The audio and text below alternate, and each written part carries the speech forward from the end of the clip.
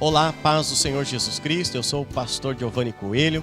Está começando mais uma edição deste programa que tem por propósito falar da palavra do Senhor. E hoje nós falaremos sobre o pecado e o pecador. Fique ligado, está começando o programa Viva a Vida!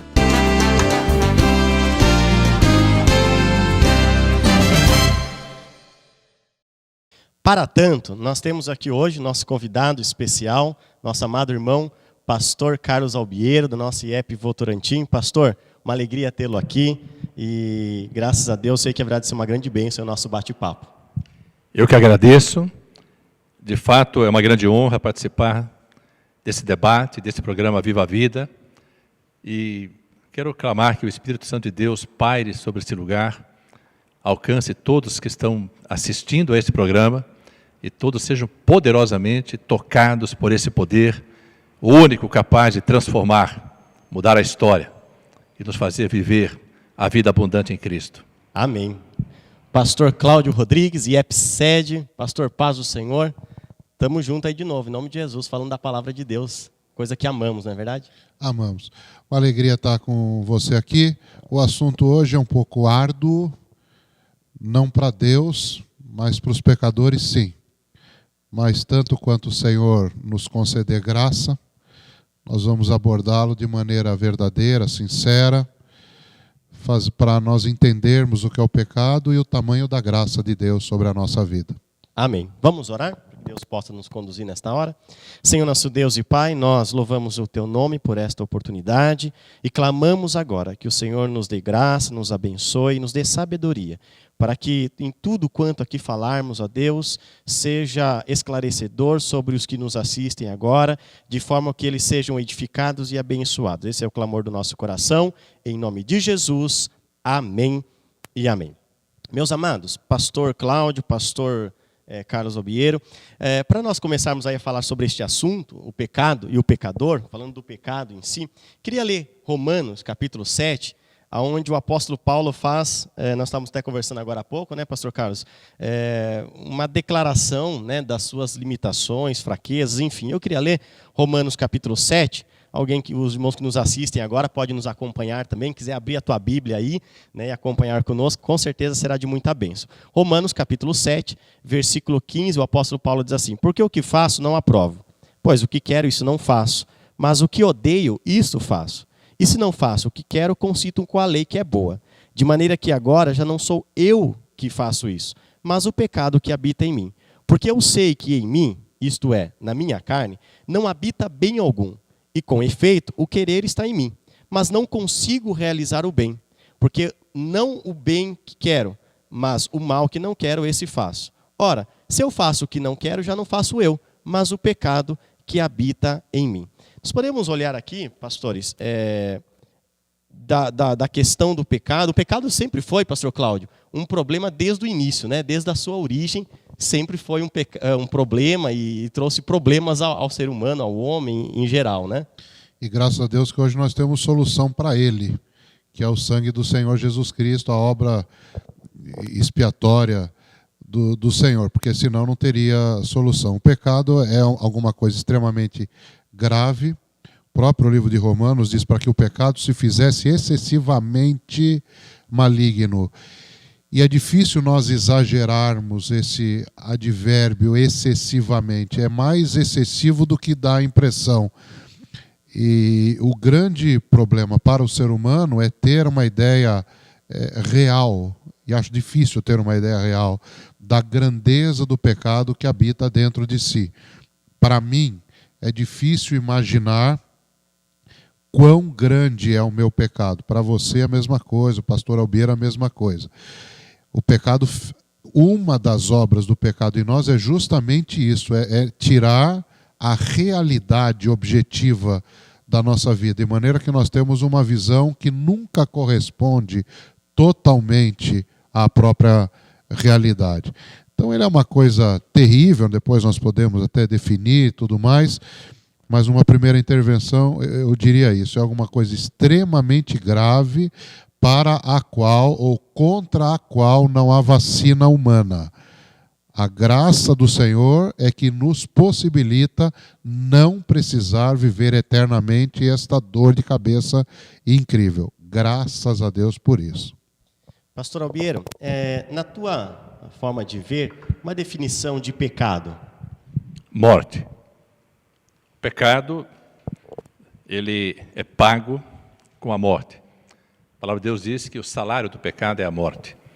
E na realidade, pastor Giovanni, essa graça redentora, ela é tão tremenda, e esse mistério é tão profundo, que para o homem natural é difícil compreender o poder que se manifestou com essa obra gloriosa do Senhor Jesus Cristo. Então, foi pelo poder do sangue de Jesus Cristo, pela sua ressurreição, que nós também saímos da morte e viemos para a vida.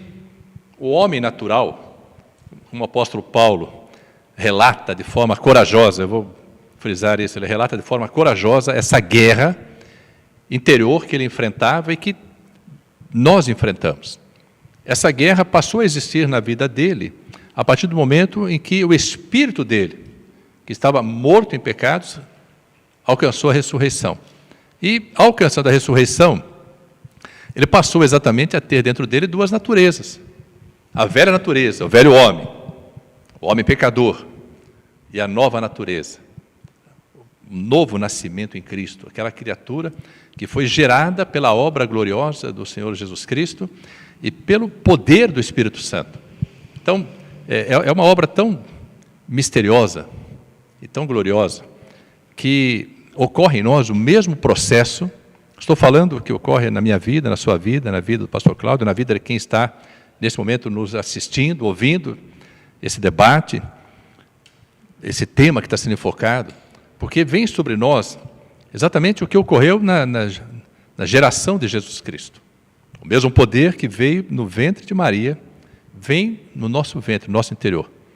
Então, quando essa semente, que é a palavra viva do Deus Altíssimo, e a palavra é Cristo, Ele é o verbo que se fez carne, se manifestou entre nós, quando o Espírito Santo coloca em nós essa semente, que é a palavra, nós passamos a ter dentro de nós uma nova vida. E exatamente revivificando ou vivificando o espírito nosso que havia morrido lá na origem. Como o pastor Cláudio já frisou, quando o homem pecou, o homem perdeu a sua imagem e semelhança de Deus. O homem foi criado à imagem e semelhança de Deus porque Deus é Pai, Filho e Espírito. O homem é corpo, alma e espírito. Quando o homem pecou, e aí o pecado nos foi imputado desde a sua origem, o nosso espírito ele estava morto, porque havia o pecado. Quando nós alcançamos a graça redentora, há uma ressurreição no nosso espírito. E aí nós começamos a ter novamente, não apenas a semelhança, mas a imagem e semelhança do Deus Altíssimo. E o interessante, pastor, é que o senhor falou que o espírito estava morto e foi vivificado, né? Uma guerra foi declarada aí, não é verdade?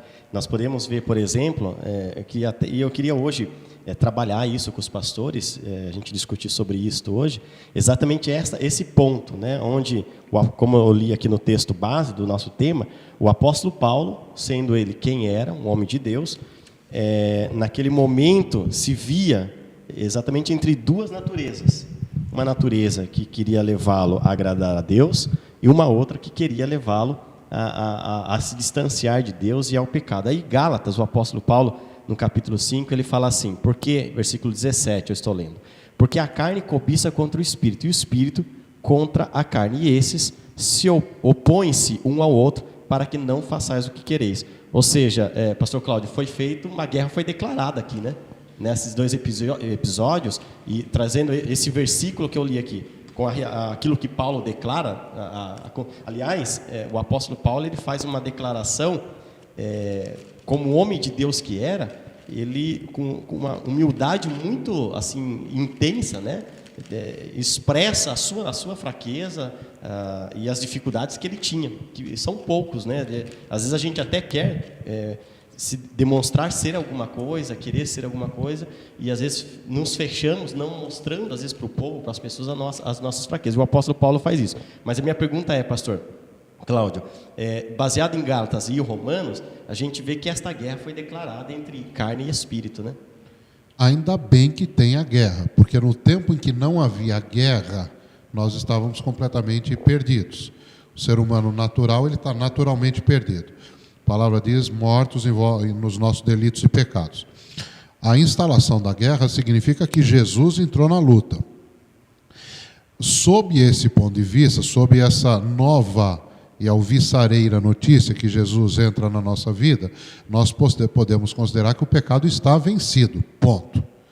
Evidentemente, nós estávamos até conversando aqui antes de começarmos o programa, que o lado que aparentemente prospera mais é aquele que for mais alimentado. Nós gostamos muito de alimentar a nossa carne, a verdade é essa, mas nós amamos o Senhor e gostamos muito de alimentar o Espírito também. Agora, é bom saber, e essa é a nossa salvação, e essa é a palavra que nós pregamos na igreja, e todas as igrejas pregam, é que a entrada de Jesus na vida de uma pessoa significa que o pecado perdeu a guerra. Existe uma guerra, e a guerra permanecerá até o dia em que a pessoa morrer, esse corpo morrer. Mas está decretada, desde a entrada de Jesus na vida da pessoa, no coração da pessoa, está decretada a vitória do Senhor. Sob esse aspecto, ainda que muitas vezes nós façamos coisas que não agradem a Deus, como o apóstolo Paulo reconhece, e você leu aquele texto todo, mas nós podemos ir um pouco mais à frente, diz assim, miserável homem que eu sou. Você tinha lido até o versículo eu li até 21, 22, 19, até o 19, né? Não, você leu até o 20. O 24 diz assim, miserável homem que eu sou, quem me livrará do corpo dessa morte?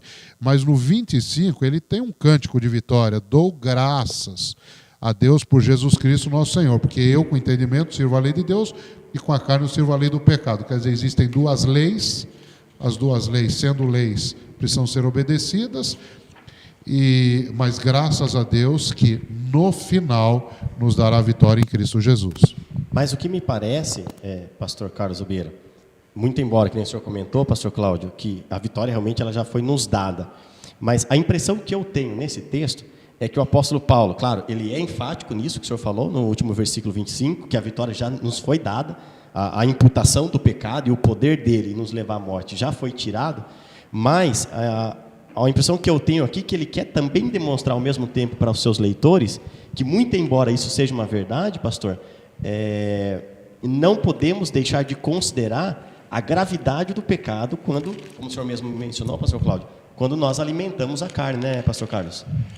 Pastor Giovanni, na realidade, a compreensão do que foi explanado pelo pastor Cláudio é importante para que nós saibamos a nossa posição em Cristo, a nossa posição no reino.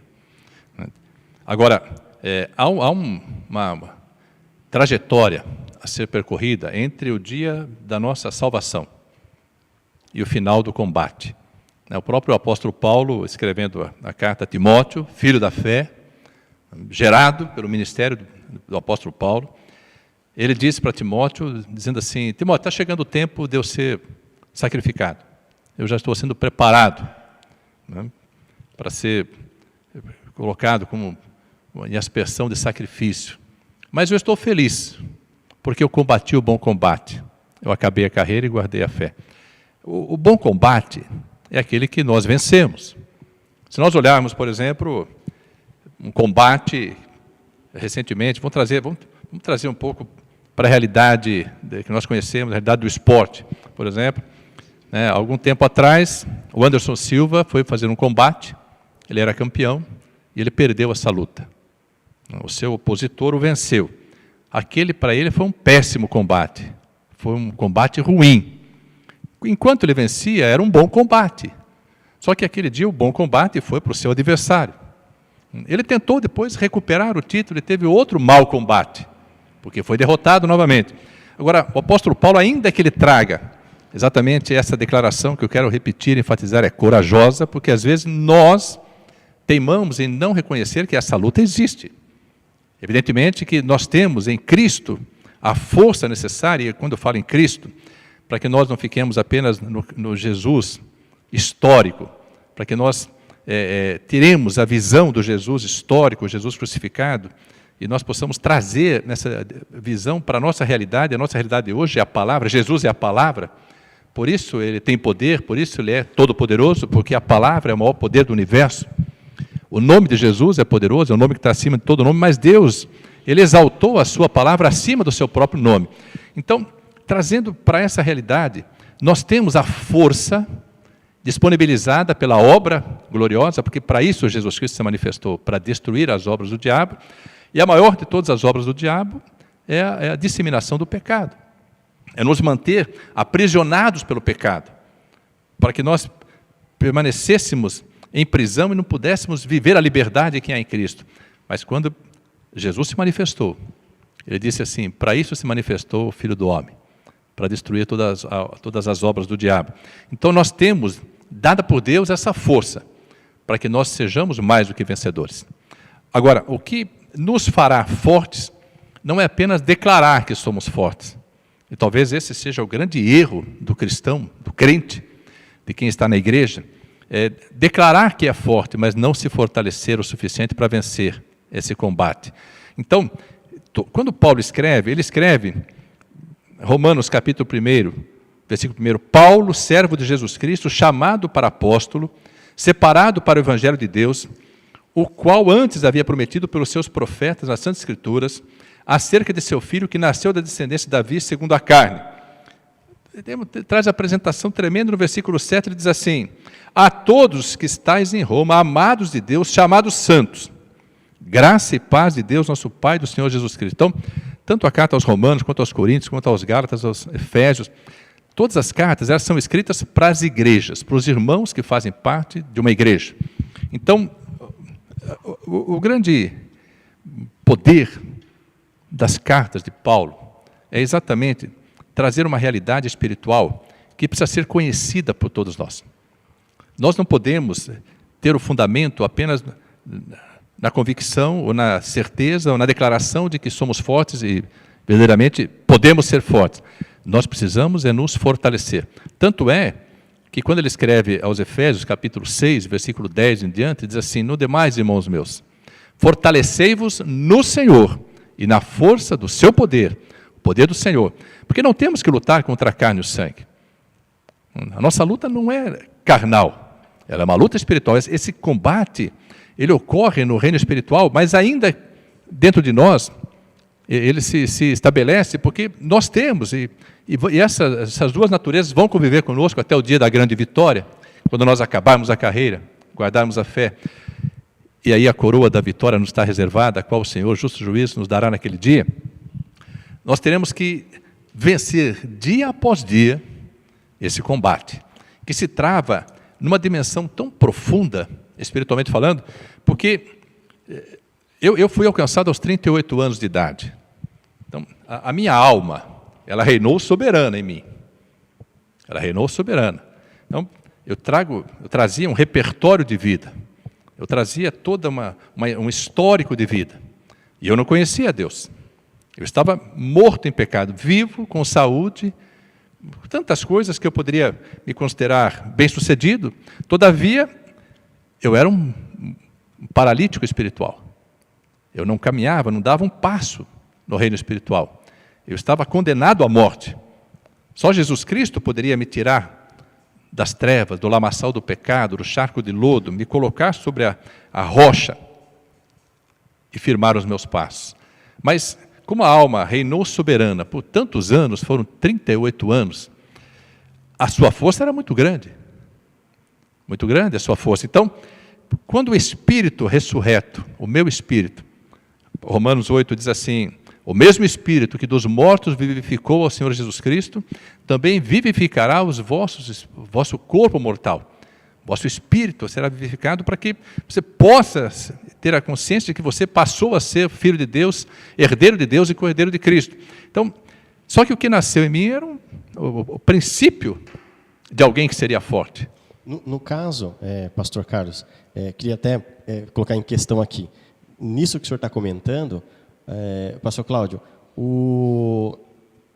a grande questão hoje, e a grande dificuldade hoje, de repente, de nós vermos até alguns crentes, vamos assim dizer, que às vezes a gente percebe, até como pastores, né, que somos, às vezes orientando uma ovelha, ministrando sobre pessoas, percebemos a pessoa estando na igreja, teoricamente é crente, está na igreja, foi batizado nas águas, mas a gente não vê essa mudança, até como pastores, às vezes queremos ou almejamos ver na vida dessa pessoa. Seria exatamente pelo fato, naquilo que o pastor Carlos Albeiro acabou de mencionar, dentro do que ele comentou até o momento, exatamente pelo fato das pessoas não alimentarem, então, essa parte espiritual. Ele 38 anos, né, pastor? Alimentando a carne, deixando com que a carne reinasse. O Senhor se converte a Cristo, o Cristo vem mudando a sua vida. Então, precisaria haver hoje um investimento exatamente na parte espiritual e talvez naquilo que muitas pessoas deixam a desejar, exatamente pelo fato de não alimentar a sua vida espiritual. O que está faltando hoje, pastor Cláudio? As pessoas alimentarem a sua vida espiritual em Cristo?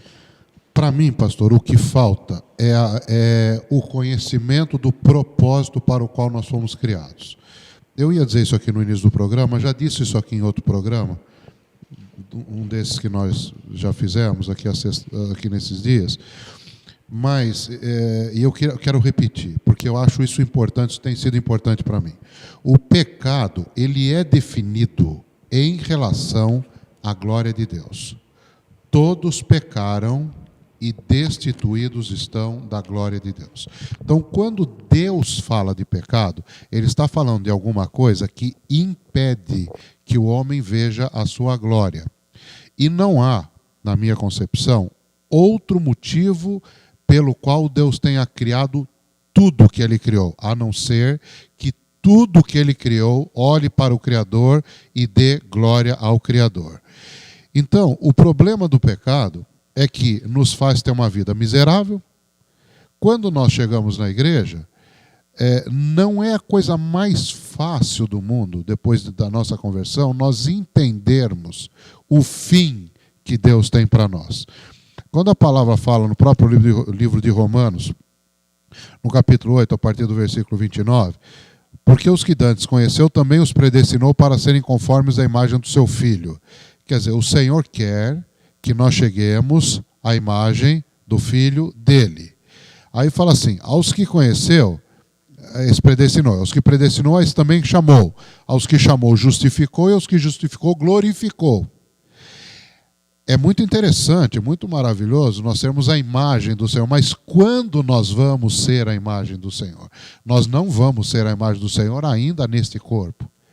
Quer dizer, o propósito para o qual Deus nos chamou, sermos conformes à imagem do Filho dele, se cumprirá no último passo desses todos que eu listei aqui. E o último passo é a glorificação. O que é a glorificação? Nós voltarmos ao estado do qual nós não deveríamos ter saído, que é conhecermos a glória do Senhor.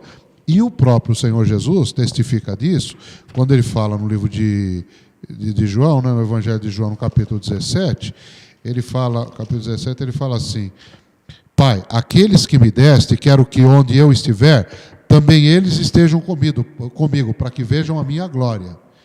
Uns versículos antes, ele diz assim, e eu lhes dei a glória que a mim me deste. Quer dizer, o propósito inicial era dar glória a Deus. O pecado entrou, nos destituiu da glória. Toda a obra que o Senhor faz a partir de então, é nos levar a um ponto de voltarmos a conhecer aquela glória. Então, quando nós falamos de alimentar e etc., são meios, leitura da palavra, comunhão dos santos, oração, jejum, louvor, seja o que for, são meios que estão à nossa disposição para que nós entendamos que há um fim, e o fim não é, estas coisas não são o fim. O fim é nós chegarmos a vermos de novo a glória do Senhor. Aliás, o senhor estava falando a questão de chegar, né, e que esse ponto vai se cumprir na glorificação.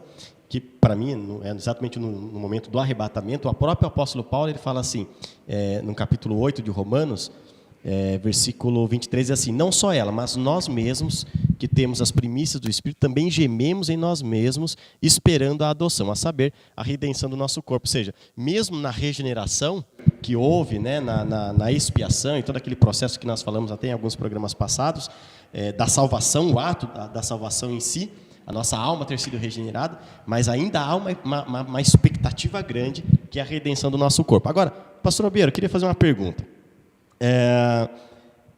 Como o pastor Cláudio falou aqui, o pecado ele tem por propósito, desde o seu início, em destituir-nos da glória de Deus, como o apóstolo Paulo mesmo disse. Agora, se nós já fomos salvos, por que ainda o inimigo usa deste pecado para tentar nos afastar de Deus? Se o propósito de Deus na cruz, e uma vez que eu fui salvo, eu me converti há uns 15 anos atrás, eu acho, uns 15 anos atrás, e eu fui salvo, né? Minha alma foi regenerada, fui salvo em Cristo. O propósito de Cristo se cumpriu em mim, estou salvo, já reconheci Cristo como meu Senhor. Por que o pecado ainda, até o senhor estava comentando da luta diária, né? Por que o pecado ainda cobiça contra a minha vida para me levar a se distanciar de Deus, uma vez que eu já estou em Cristo? Eu não tenho conhecimento teológico, a profundidade das riquezas encobertas que o pastor Cláudio tem, mas vou tentar explicar da seguinte forma. O pecado ainda existe para que Deus seja desonrado, para que a glória dele seja obscurecida, para que nós não contemplemos no nosso dia a dia a glória de Deus. Tanto que Deus diz assim que, pelo profeta Isaías, se não me engano, no capítulo 59, ele diz assim: eis que a mão do Senhor não está encolhida para que não possa salvar, nem surdos ou tapados ou agravados seus ouvidos para que não possam ouvir. Mas as vossas iniquidades, os vossos pecados, fazem separação entre vós e o vosso Deus, para que não vos ouça. Então, na realidade, quando essa guerra ela se inicia, ela tem um dia para se iniciar. É o dia em que a palavra entra em nós. E eu queria deixar bem claro, pastor Giovanni, pastor Cláudio, evidentemente, menos para nós e muito mais para que todos possam entender essa profundidade. É importante que você compreenda essa realidade, que essa guerra passou a existir, o pastor Cláudio já citou, graças a Deus que existe a guerra, passou a existir no momento em que a palavra de Deus entrou em nós. A fé redentora, que é diferente da fé madura, da fé que edifica, da fé que transforma, ela vem pelo ouvir e ouvir a palavra de Deus. No momento que essa semente entrou em nós, gerou essa nova vida em Cristo. Nós fomos recém-nascidos em Cristo. Mas essa nova criatura, o novo homem, ressurreto, recém-nascido em Cristo, precisa crescer. O pastor Cláudio colocou uma clareza transbordante, muito profunda, dizendo o seguinte: nós jamais iremos refletir a imagem do Senhor até o grande dia, mas nós estaremos demonstrando pelos frutos, pelo nosso falar, pelo nosso caminhar, pelas nossas atitudes, pelas nossas intenções, que são ocultas, mas não de Deus, do inimigo sim, mas não de Deus, o quanto Deus está presente em nós. Eu quero dizer, quanto a palavra está presente em nós. Porque no dia que a palavra penetra, ela começou a estabelecer essa guerra. Jesus falou assim: eu não vim trazer paz à terra, eu vim trazer espada, guerra. Porque quando ela penetra, e o escritor de Hebreus, eu creio, seja Paulo, ele diz assim, que a palavra de Deus é viva e eficaz, e mais penetrante que qualquer espada de 2 gumes, Hebreus 4:12. E penetra até o ponto de dividir alma e espírito. A palavra divide. Se há uma divisão, existem 2 situações distintas. A velha natureza e a nova natureza. E nessa divisão ocorre exatamente essa situação. Nós começamos esse combate. Alguns, eles vivem num nível muito pequeno de combate. Não porque não peque, porque não tem o conhecimento do quanto nós desagradamos a Deus com coisas pequenas, não só com coisas grandiosas. O crente, dificilmente ele vai cometer um pecado grosseiro, porque o pecado grosseiro é visível. Mas o que danifica a vinha, o que consome a vinha que está em flor, são as raposinhas, não são as grandes raposas. Então, quando não se tem conhecimento, e o pastor Cláudio citou isso, quando não se tem o conhecimento do quanto Deus espera que nós sejamos conformados, porque Romanos 8:28 diz assim, que todas as coisas cooperam conjuntamente para o bem daqueles que amam a Deus, daqueles que são chamados segundo o seu decreto. O decreto de Deus, pastores e amados telespectadores, é exatamente, o decreto significa uma palavra que vem do grego pró-teses, pró antes, teses, um lugar. Então, Deus já estabeleceu antes para nós um lugar, o lugar da nossa vitória, o lugar onde nós seremos restaurados numa comunhão plena, bendita, eterna com o Senhor.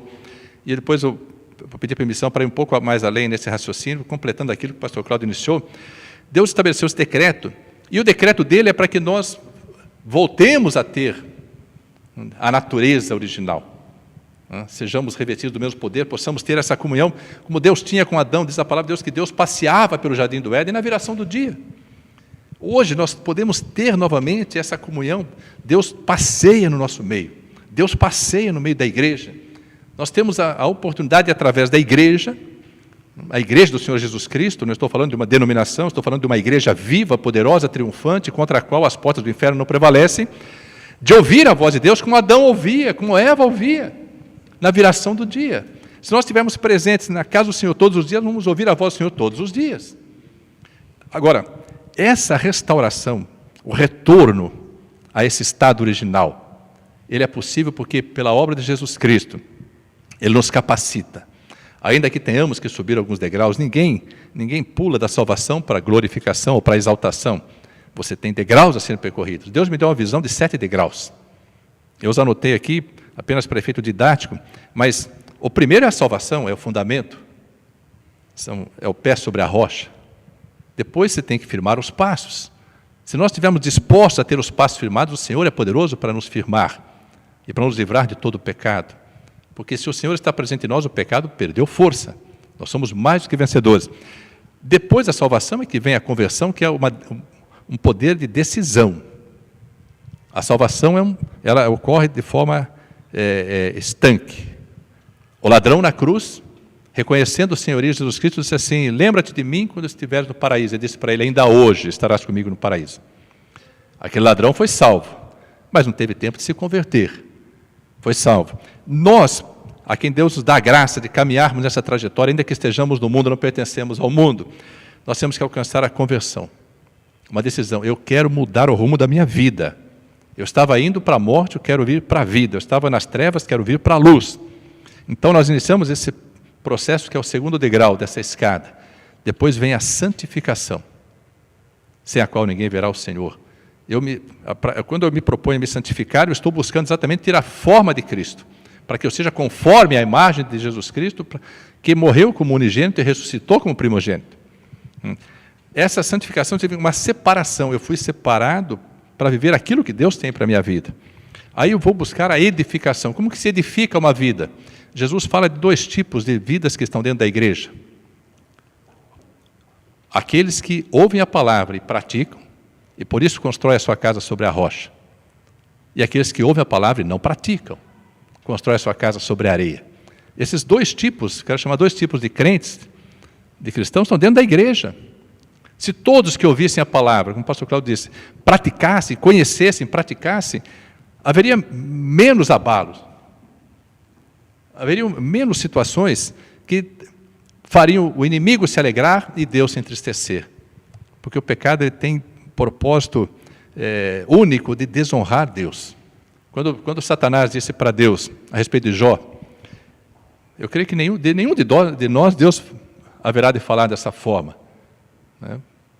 Ainda que a sua misericórdia seja infinita. Ele disse para Satanás: observaste o meu servo Jó, não há ninguém na terra como ele. E Jó, Daniel e Noé são 3 vidas que Deus cita, dizendo que eles, ainda que estivessem na terra, quando todo mundo se pervertesse, eles manteriam a sua fidelidade, mas eles, pela sua fidelidade, só salvariam a si mesmos. Salvação individual. E Deus fala para Satanás: observaste o meu servo Jó, não há ninguém como ele na terra. Satanás falou para si também: pudera, o Senhor abençoou ele. O Senhor deu tudo para ele, uma família maravilhosa, bens. Ele trouxe o relatório, como se fosse um fiscal do imposto de renda, trouxe o relatório de tudo que Jó tinha. Falou, o gado tem aumentado, a sua terra está crescendo, tem isso, tem aquilo, um inventário da riqueza de Jó. Agora toca no que ele tem, para ver se não blasfema de ti na tua face. Ele não queria a vida de Jó, não queria a família de Jó, não queria os bens de Jó, ele queria a língua de Jó. Por quê? Para que Deus fosse desonrado pelo pecado de Jó. Então, essa trajetória na edificação, depois quando se começa a edificar a casa espiritual, edificada sobre a rocha, tijolo após tijolo, um fundamento bendito. O apóstolo Paulo diz assim, nós somos edifício de Deus. Se alguém construir o seu edifício de ouro, prata, pedras preciosas, quando vier a tribulação, quando vier as provas, ele será valorizado. Mas se alguém conseguir construir de madeira, de palha, de feno, de barro, quando vier a prova vai ser destruído. Cada um veja como edifica.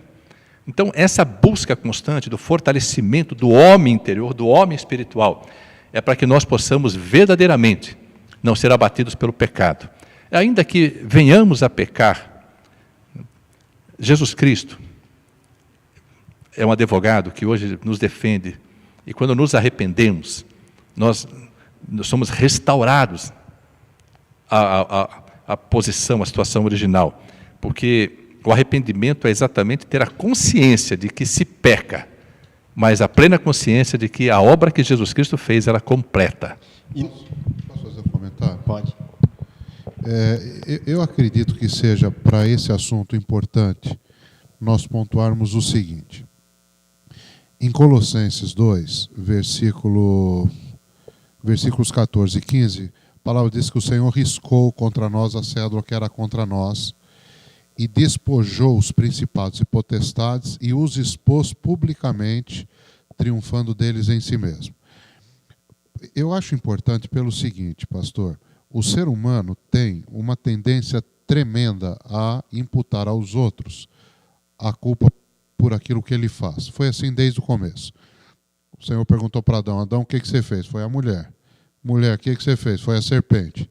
Serpente, o que você fez? Não tinha mais ninguém, estourou a corda na mão da serpente. Mas o ser humano tem essa tendência a entregar. Hoje, mesmo dentro da igreja, nós temos uma ocorrência enorme, uma ocorrência frequente de pessoas que atribuem ao diabo tantas coisas que ela faz.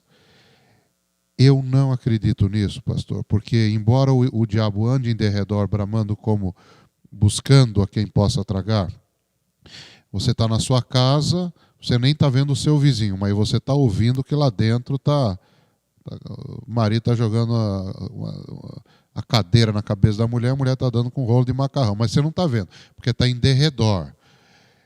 Porque o Senhor fez uma cidade dentro de nós, essa cidade se chama Jerusalém, porque é o lugar onde Deus habita é Jerusalém, e essa cidade tem muros e antemuros.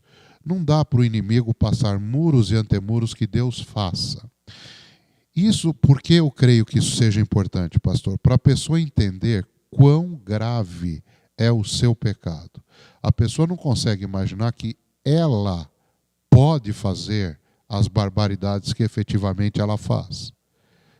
Nós somos capazes de coisas terríveis, mas quando elas são terríveis demais, a tendência é achar alguém do lado que possa pagar o pato. Então esse texto aqui eu acho fenomenal. O Senhor venceu, expôs publicamente a vergonha e a fraqueza do inimigo contra o seu próprio poder. Então, eu acho importante salientar isso, pastor, para que nós tenhamos a noção de quão pecadores nós somos. O Senhor Jesus contou um caso, contou uma parábola. Então, havia um credor com 2 devedores. Um devia 50, outro devia 500. E ele perdoou os 2. Qual ama mais aquele credor? Evidentemente o que devia 500, porque ele não ia pagar nunca a dívida. Que foi mais perdoado. Foi mais perdoado que o outro. Significa que quanto mais nós tivermos consciência da baixeza e da vileza do nosso pecado, mais nós teremos revelado em nós o amor de Deus e mais nós o amaremos. Acho fundamental essa impressão. Pastor, só rapidamente eu queria fazer uma pergunta aqui para o senhor. Nós olhamos, por exemplo, hoje, a igreja, quando digo a igreja, no âmbito geral, falta talvez hoje no coração das pessoas, não vou dizer de um ou de outro, mas em geral, falta talvez hoje não só esta consciência do pecado, mas o temor diante de Deus, porque quando eu leio Romanos 8, eu vejo no coração do apóstolo Paulo um coração quebrantado, muito embora saibamos que era o apóstolo Paulo, um homem de Deus, foi chamado pelo Senhor, enfim, o homem que esteve no paraíso e viu coisas das quais eram inefáveis falar, mas ele faz uma declaração aqui em Romanos 8 do miserável homem que ele era mesmo. E às vezes a impressão que eu tenho hoje na igreja, pastor, é que as pessoas entram na igreja e falam com Deus, pedem a Deus tantas e inúmeras coisas, mas às vezes não confessam o seu pecado, não colocam diante de Deus o estado, né, de calamidade que é, apesar de ser salvo em Cristo, enfim. Eu vou falar rapidamente, porque o nosso tempo está esgotando. Já foi, né? Mas quero falar. Para mim, o pecado fez duas coisas. Primeiro, basicamente, né? Aumentou o tamanho do homem aos seus próprios olhos. O homem acha que é mais do que ele é. E segunda coisa que o pecado fez, talvez pior que a primeira, e a primeira já é bem ruim, é que o pecado diminui o tamanho de Deus. Então, a distância que é um abismo entre Deus e o homem, acaba não sendo tanto.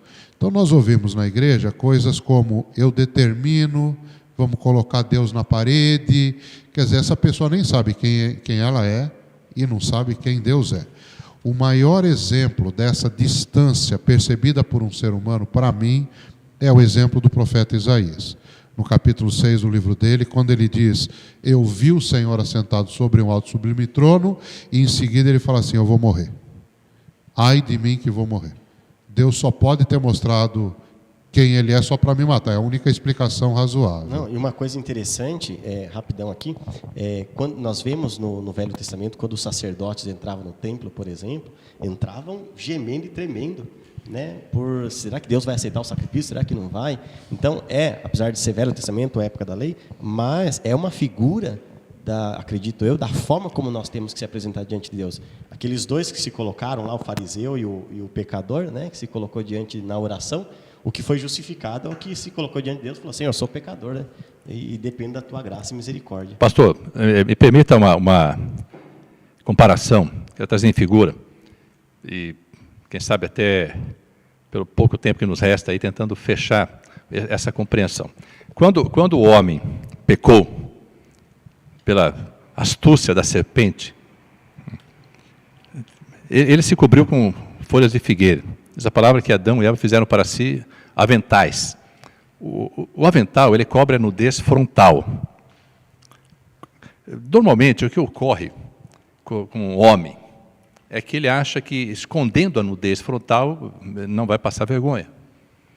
Mas quando ele passa, todos veem que ele está nu. Então, o pecado, ele desnuda o homem. Desnuda o homem e impede que ele tenha essa comunhão tremenda com Deus. Tanto que quando Deus tira Adão e Eva do paraíso, diz a palavra de Deus que Deus, vendo a situação deles, quem vos disse que estavam nus? Ele faz uma túnica de peles. Para fazer a túnica de peles, ele teve que sacrificar um animal.